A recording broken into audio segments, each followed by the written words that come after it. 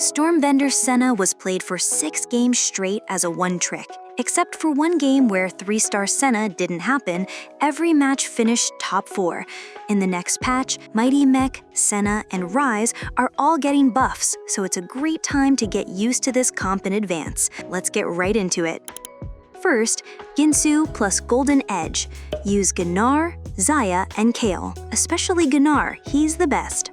Second, Midas Touch Gangplank. Just activate 3 mech, use Senna's items at first, and later move them back to Gangplank. It feels really clean. Third, Heart of Gold Syndra. She can use Ginsu, Shojin, and Striker's Flail. All of them work fine on her.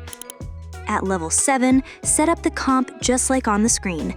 Until Rise shows up, use Katarina, and until Jarvan appears, keep Gangplank. At this point, aim for 3-star Udyr, Yasuo, Kabuko, and Senna. Udyr is always highly contested, so 3-star Udyr is almost impossible. If Kabuko is still 2-star, then 2-star Udyr serves as the main tank.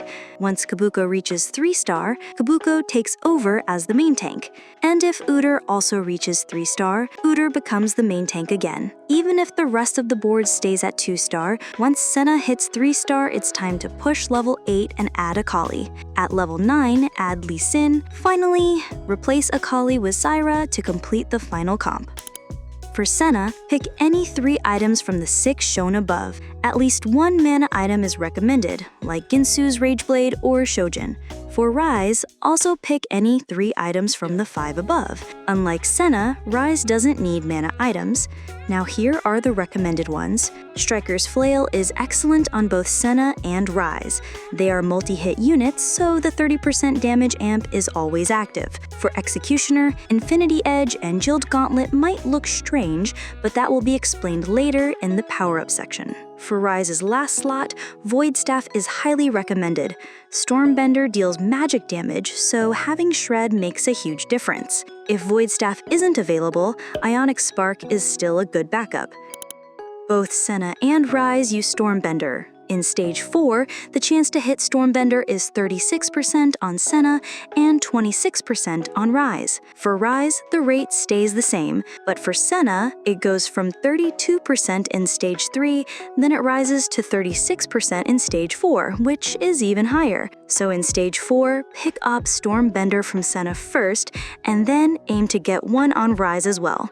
Across 6 games, double Stormbender was always successful, so securing both is absolutely possible. And Stormbender can also critically strike, so it is best to push both Senna and Rise above 100% critical chance. With 2 Executioner, the setup is either Infinity Edge plus Striker's Flail or Jeweled Gauntlet plus Striker's Flail. That way the crit chance goes beyond 100% and Stormbender will always crit. In TFT, when critical chance goes over 100%, the extra value is officially converted into bonus critical damage. From experience, it feels like this also applies to Stormbender, but that part is not confirmed. That is why even after leveling up, adding another Executioner is highly recommended. If both front lines are completely filled, these are the positions where Senna can snipe the enemy backline most effectively. If the opponent runs a solo frontline in the first row, use a diagonal placement to target the backline. But this setup only works when the lobby is down to the top 4. When all 8 players are still alive, just stick to the standard positioning. On the Kabuko side, the enemy frontline usually gathers up, so Senna's Garra damage reaches its maximum value. Kabuko, similar to Akali, can also snipe enemy backliners when placed 3 on the left and 3 on the right, so keep that in mind. Since enemy positions are unpredictable, Jarvan should simply stay in the middle. Yasuo, placed between Udyr and Jarvan as the tanks, will not be targeted first and can carry safely. When facing a Cat and Jace comp, just keep the formation exactly as it is. If Catelyn lines up in the front, the combination of Senna, Kabuko, and Yasuo will take her off the board in 5 seconds.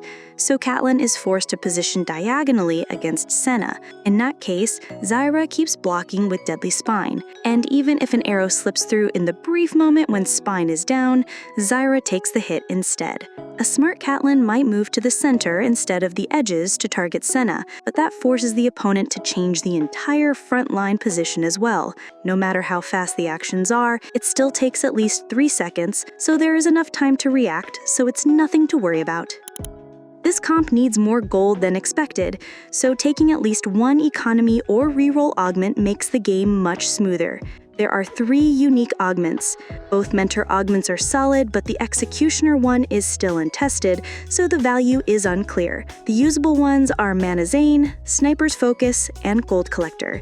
Since there are too many useless ones, never pick Portable Forge. Big Grab Bag is much better. With Senna, Ryze, Yasuo, and the main tanks, items need to be spread across at least 4 units, so economy augments or item augments feel the strongest overall.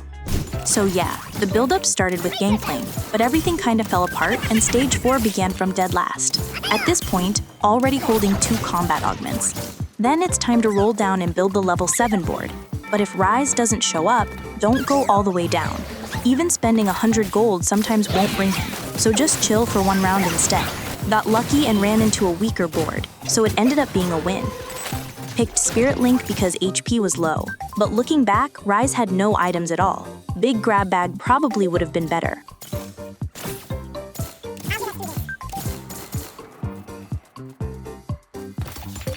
In Stage 4, Senna's Stormbender chance is 36%, so it pretty much shows up most of the time. The first crisis with this comp is exactly this moment. If Ryze doesn't show up at the level 7 roll, it usually just means an 8th place finish.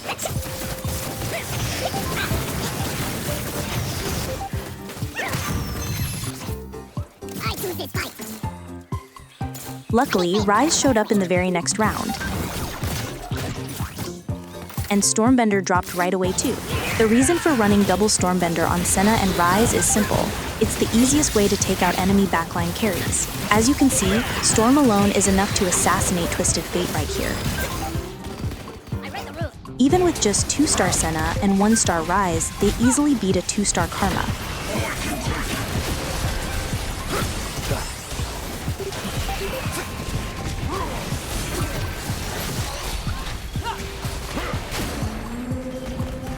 In this fight, the not really a flaw of Stormbender shows up. Since the Storm moves and strikes randomly, the win is free if it happens to snipe Kai'Sa. But here, the Storm never hits Kai'Sa even once.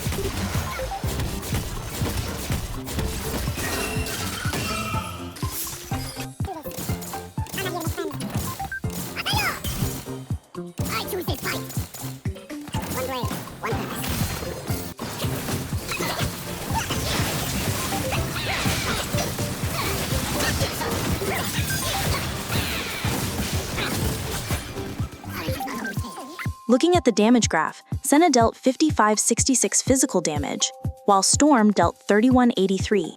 That's 57%, which is more than double the base Storm damage of 25%. So it really feels like Executioner's 100% crit chance and the extra crit damage are pushing the numbers too high.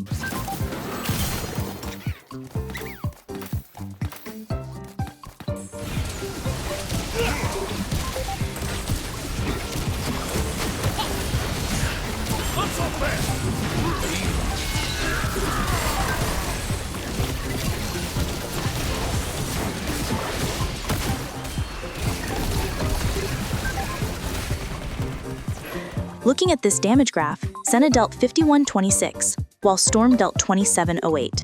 That's 52% of Senna's damage. This is definitely not a coincidence. I'm starting to suspect that the 100% crit chance and the bonus crit damage are the real reason behind it. Now it's a fight against Caitlyn. When facing Caitlyn, even without Zyra, just place Senna and Ryze on the right side. That way, the tanks will always block at least one of Caitlyn's shots. And if the right side can be broken first with pure damage, the fight becomes an easy win.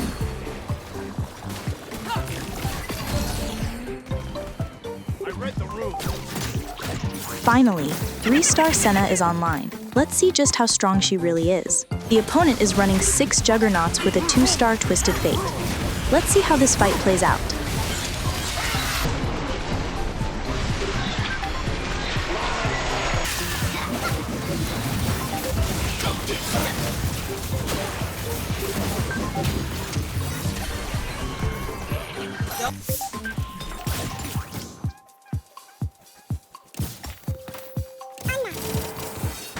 This opponent is running a solo front line in the first row, so Senna will be placed diagonally to snipe the back line.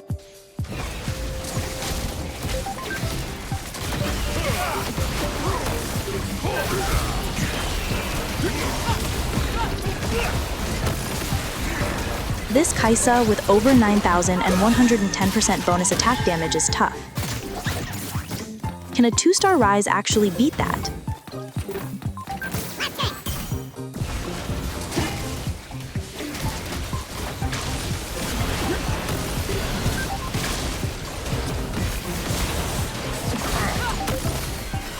If the Storm had just hit Kai'Sa twice, the fight could have been a win. But nope, too unlucky. This time, it's Mana Zane Senna. Check out Yumi. Senna didn't even touch her, but she goes down to just 2 Storm hits.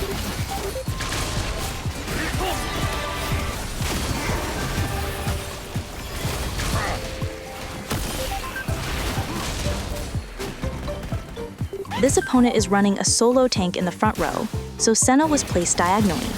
If the Storm just tags Ashe once, she's actually super easy to take down, right?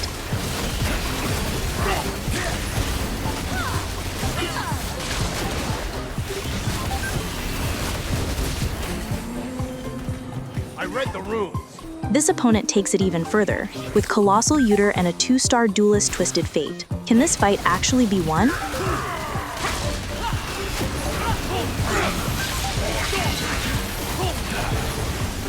With the Storm on our side, even if Uter is still standing, there's no way Twisted Fate survives.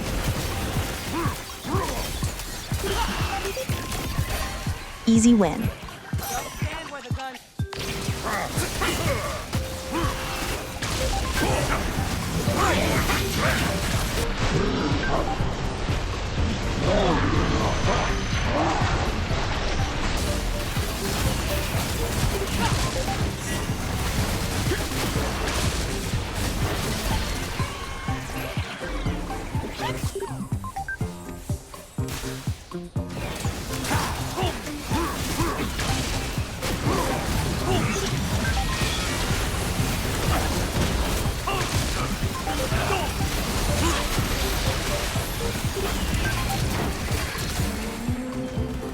I read the runes.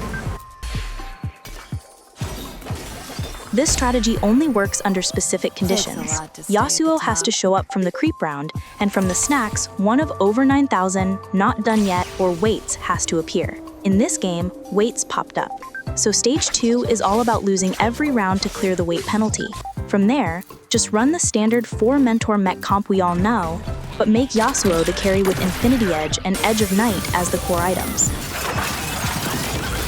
It's a level 7 roll down, and if Yona shows up at 7, the comp becomes super clean.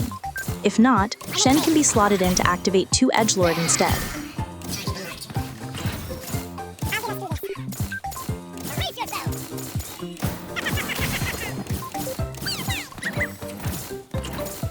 At just 16 HP, Yasuo hit 3-star. Let's see the power he brings now.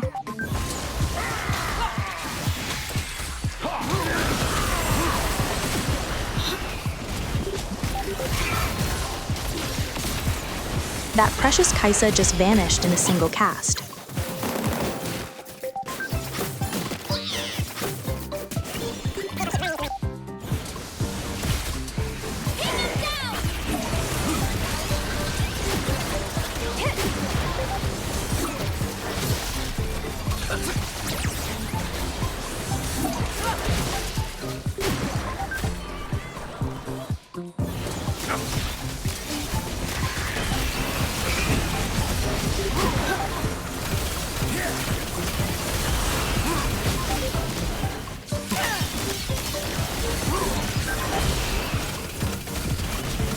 In this fight, Ashe just got way too lucky.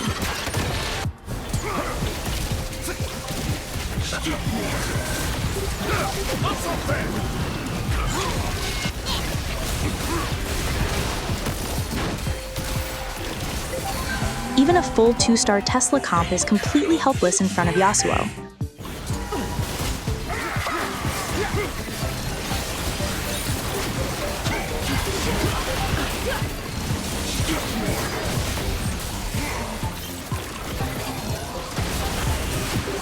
Even 3-star Caitlyn and Jace are nothing more than ordinary in front of Yasuo.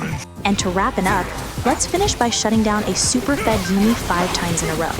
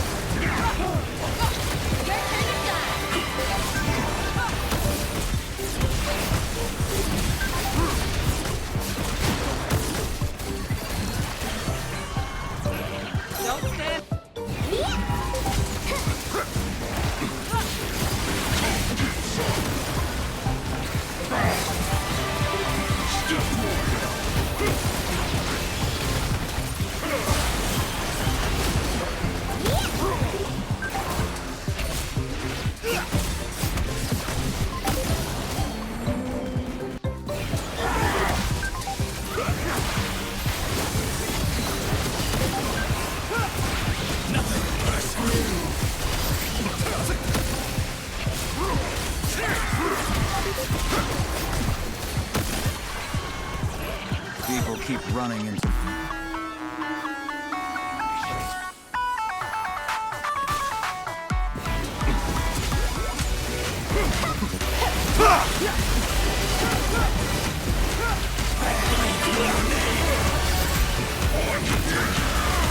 Face the wind!